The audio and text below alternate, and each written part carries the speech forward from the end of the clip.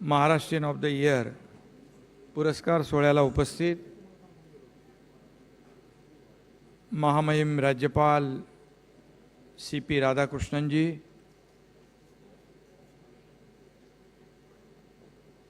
विजय बाबू आहेत, राजेंद्र बाबू आहेत आणि व्यासपीठावर भूतडाजी आहेत, आपले दुसरे प्रसन्न मोहिलेजी आहेत आणि समोर आमचे सर्व मंत्री मंडळातले सहकारी आहेत. खरं म्हणजे आता भाषण करायची काय आवश्यकता नव्हती. विजय बाबू, राज्यपाल महोदय यांचं भाषण आपल्याला ऐकायचं आहे. सर्व मान्यवरांनी जयंतराव आहेत. मी सर्वप्रथम लोकमत परिवाराचं मनापासून या ठिकाणी स्वागत करतो, त्यांचं मनापासून अभिनंदन करतो. कारण लोकमत परिवारचे राजेंद्र दर्डा आणि विजय बाबू दर्डा या दोघांना आणि त्यांच्या संपूर्ण टीमचं मनापासून अभिनंदन केलं पाहिजे. कारण खऱ्या अर्थाने समाजामध्ये विविध क्षेत्रामध्ये जे उल्लेखनीय काम करतात, जे पडद्याच्या मागे असतात आणि प्रसिद्धीपासून दूर असतात, परंतु आपल्या क्षेत्रामध्ये कार्याचा आपला ठसा उमटवतात, अशा सर्वांनाच अगदी शोधून आणि त्यांचं कर्तृत्व पाहून आपण त्यांना पुरस्कार देता आणि त्या पुरस्कारामुळे ज्याचा पुरस्काराने गौरव होतो त्यांच्या पाठीवर शाबासकीची थाप देण्याचं काम लोकमत परिवार करतं आणि त्यामुळे त्यांची जबाबदारी आणखी वाढते. समाजाला आणखी चांगली लोक मिळतात आणि समाजामध्ये अनेक लोकांना मुख्य प्रवाहामध्ये आणण्यासाठी त्याची मदत होते. मला पण यांनी एकदा पुरस्कार दिला होता दिल्लीला आणि देवेंद्रजी आता म्हणाले की तुम्ही म्हणालात की मला पुरस्कार मिळाल्यावर मी मुख्यमंत्री झालो. देवेंद्रजींना आज तुम्ही पुरस्कार दिला. मी तेव्हा मुख्यमंत्री होतो. देवेंद्रजी आम्ही टीम म्हणून काम करत होतो. मी, देवेंद्रजी आणि अजितदादा आणि आताही आमची 30 टीम आहे. त्यामुळे जयंतराव मगाशी आपण म्हणालात की 1 नंबरचं 2 नंबर झालं, तसं काही खऱ्या अर्थाने मला वाटत होतं की तुम्ही उत्तर देण्याच्या बाजूच्या खुर्चीत बसाल, पण तुम्ही प्रश्न विचारण्याच्या बाजूने होतात. विचार करा, महायुतीच्या बाजूने लोकमत आहे. त्यामुळे आणि आता या लोकमतच्या कार्यक्रमात तुम्ही देवेंद्रजींना प्रश्न विचारले आणि देवेंद्रजींनी देखील अतिशय उत्तम प्रकारे त्याला उत्तर दिलं. आणि मी तेव्हा CM होतो तरीसुद्धा मी स्वतःला कॉमन मॅनच समजायचो आणि आता मी DCM आहे. आता तरीसुद्धा मी डेडिकेटेड टू कॉमन मॅन समजतो. त्यामुळे DCM झालो याची नाही मला खंत, पण अचानक शांत का झाले जयंत,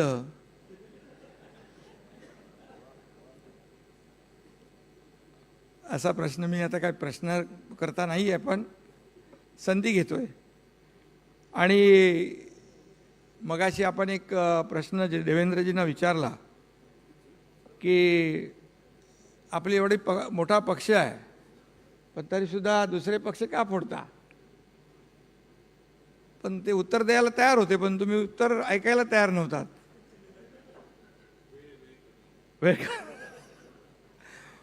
आता अध्यक्ष इकडे नाही आहेत, म्हणजे आपले विधानसभेचे, आणि म्हणून खऱ्या अर्थाने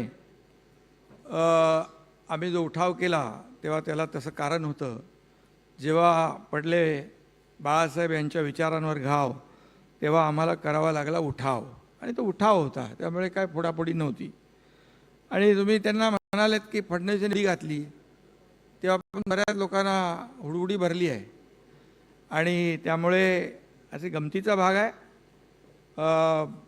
खऱ्या अर्थाने आज लोकमत जे कार्यकर्ते आहे, आज पाहिलं आपण की अगदी सगळ्या क्षेत्रामध्ये IAS IPS, धार्मिक क्षेत्र असेल, स्पोर्ट्स असेल, उद्योग असेल, आमची लाडकीताई कुठे गेली, तिचाही सन्मान झाला. शिक्षक, तिथे आपली लाडक्या बहिणींनी तर कमाल केली ना आपल्या विधानसभेला, आणि त्यामुळे तुझा बरोबर केलेला आहे त्यांनी सत्कार. शिक्षक आहेत, सगळेच आहेत. मगाशी एक आपला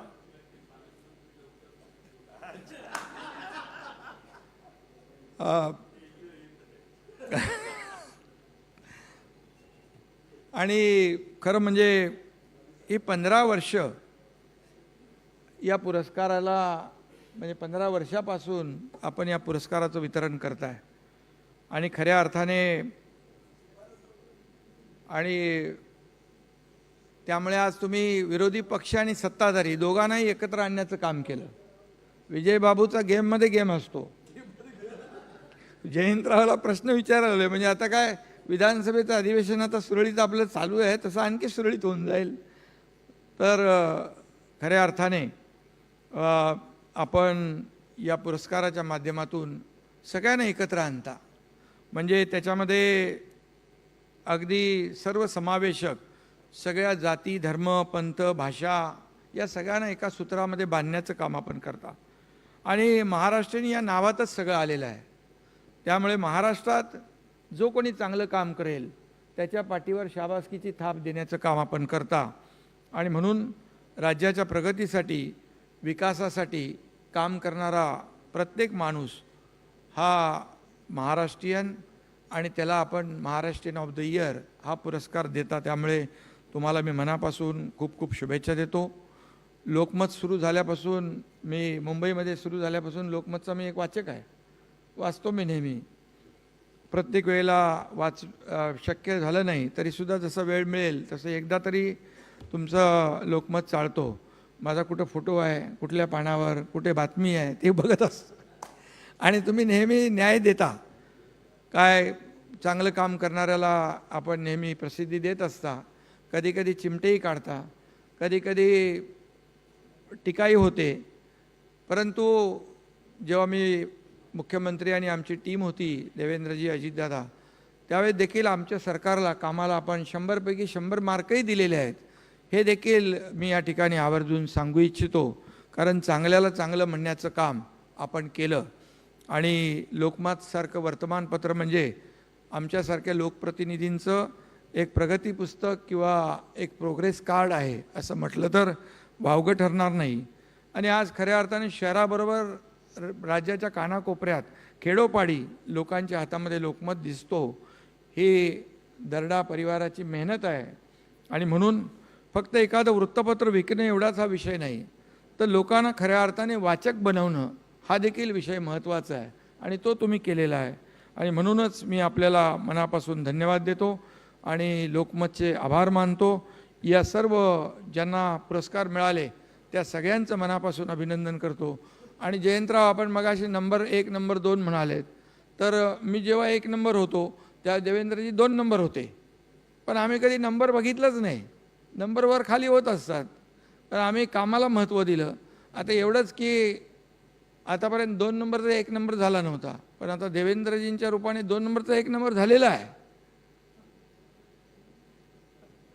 त्यामुळे नंबर नाही, फक्त काम पाहायचं असतं.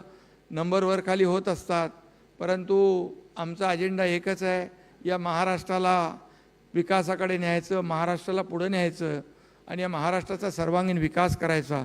राज्यपाल महोदय आम्हाला अतिशय, जेव्हा ते आले तेव्हापासून आमच्या सरकारच्या पाठीशी त्यांच्या शुभेच्छा आहेत, त्यांचे आशीर्वाद आहेत आणि नेहमीच त्यांचं मार्गदर्शन आम्हाला लाभत असतं. आणि म्हणून त्यांचंही मी मनापासून अभिनंदन करतो. अनेक इंडस्ट्रीमध्ये 2 भाऊ असतात, 2 बहिणी असतात, चांगलं काम करतात. आणि मीडियामध्ये देखील एकूणच आपल्या देशात या क्षेत्रामध्ये आज जर कुणा भावंडांचं नाव घ्यायचं असेल तर ते दर्डा बंधू नाव येतं. हे देखील या ठिकाणी अभिमानाने सांगितलं पाहिजे. आणि आता त्यांची पुढची पिढी देवेंद्र दर्डा, ऋषी दर्डा, करण दर्डा हे देखील लोकमतला एक नवीन उंची, नवीन आयाम प्रदान करतायत. त्यांचंही मनापासून मी अभिनंदन करतो. आणि दर्डा ब्रदर्स महाराष्ट्राचे मानबिंदू आहेत आणि त्यांच्या कामगिरीचं देखील मनापासून मी अभिनंदन करतो. खऱ्या अर्थाने त्यांनी नवीन नवीन उपक्रम सुरू केलेत आणि म्हणून पुन्हा एकदा ज्यांना पुरस्कार मिळाले त्या सगळ्यांचं मनापासून अभिनंदन. आणि जाता जाता एकच सांगतो, जयंतराव, विधानसभा जिंकली आम्ही, प्रचंड बहुमत आले हाताशी, कष्ट तर होतेच पण त्यासोबत लोकमतही होते पाठीशी. धन्यवाद. जय हिंद, जय महाराष्ट्र.